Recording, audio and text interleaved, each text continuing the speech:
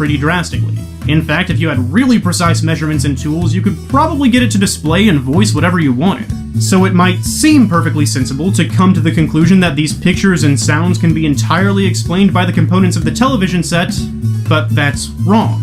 The TV is also receiving input from an invisible wave of energy being broadcast through the sky by a television station far away, and you'll never know about it because you have no way of interacting with either of those things.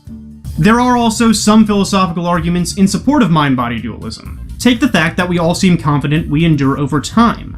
If you compare the current you to the you when you were a baby, there are almost no similarities. You look different, have different properties, and are made up of completely different atoms, but you still recognize that as you. Why? It could be because your memory or personality endures, but there's a problem with that. Theoretically, we can get rid of those things, but you'll still recognize you as you.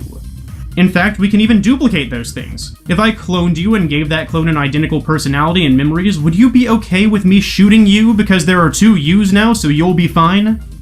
Probably not. We seem to recognize that there's some you distinct from the body. But whether you believe in mind-body dualism or not, there is one thing we all seem to agree on. When you're dead, you are gone. If mind-body dualism is wrong, then no duh, your brain stopped functioning and that was you. You're dead. But if mind-body dualism is right, then death at the very least seems to destroy that connection your consciousness had with your body, either killing both of them or sending the consciousness off somewhere else. Dr. Manhattan comes from a universe where mind-body dualism was accidentally proven true by an experiment that annihilated his physical form. Somehow, in that test chamber, the energy they hit Dr. Osterman with, the conditions of the experiment, for the first time ever, allowed humanity to reach out and interfere with the immaterial connection between a man's mind and a man's body. And when Osterman was killed, his consciousness didn't disconnect like it was supposed to. It did the exact opposite. It connected to everything. Imagine for a moment that when you think, your thoughts are being kickstarted by your consciousness. It isn't doing much. Maybe it's collapsing a wave function or gently shifting a tiny subatomic particle. And it's restricted to your brain.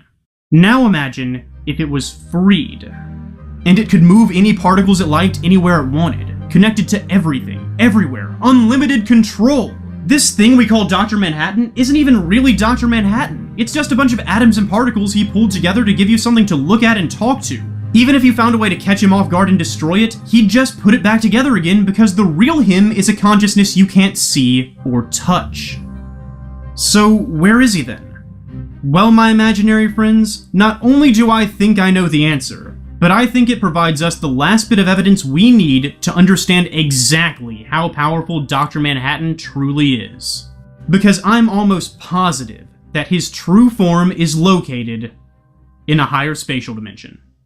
Now, I've talked about higher spatial dimensions before in a lot more detail than I have time to go into today, but to make a long story short, just because we experience reality in 3 dimensions doesn't mean there are only 3 dimensions out there. In fact, theoretical physics suggests there could be a lot more. And just as a tiny 2-dimensional flatlander would have no way of interacting with you because you're in a direction it can't comprehend, we would have no way of interacting with anything that existed in more than 3 spatial dimensions, making it the perfect place for an immaterial consciousness to exist. But if that isn't enough evidence to convince you that this is where the real Dr. Manhattan hangs out as he plays with our atoms the same way we play with drawings, I also did some looking into one of his most frequently used superpowers: teleportation. Now, there are a lot of ways for someone to teleport, theoretically, but I have a hunch that Dr. Manhattan is specifically warping the space around him to pull himself into and out of a higher dimension. How do I know that? Well, firstly, because Dr. Manhattan himself has said, "I warp space around me, so that I don't move, space moves."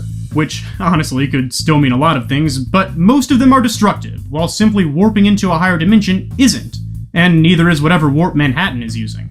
And secondly, when Ozymandias, a character from the original Watchmen story, tried to recreate Dr. Manhattan's teleportation ability, he founded and funded 2 research organizations to get the job done: Dimensional Developments and the Institute for Extraspatial Studies. During his research period, he could even be found musing on the fact that Dr. Manhattan lives in all universes simultaneously, a feat only possible if he existed on a plane beyond them. So where does this leave us? Dr. Manhattan is the disembodied consciousness of Dr. Osterman, cut loose from his physical form by the intrinsic field subtractor and left to wander the higher dimension all consciousness resides in, slowly learning more and more about what he is and what his powers are capable of. In DC at least, having more dimensions than something else essentially makes you infinitely more powerful than it is, just like we have infinite power over a sketch or a line.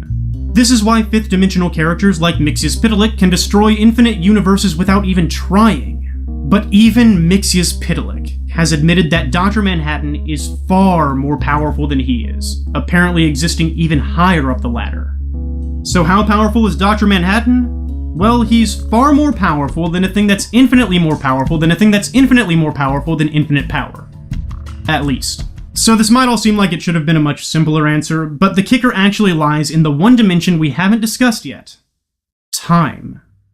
You may have heard time described as the fourth dimension before, and while that's kind of true, it's also kind of not, because time is a temporal dimension. It doesn't necessarily exist immediately above the three spatial dimensions we're most familiar with, it's just the only other dimension 99% of us will ever talk about. At their core, dimensions might best be described as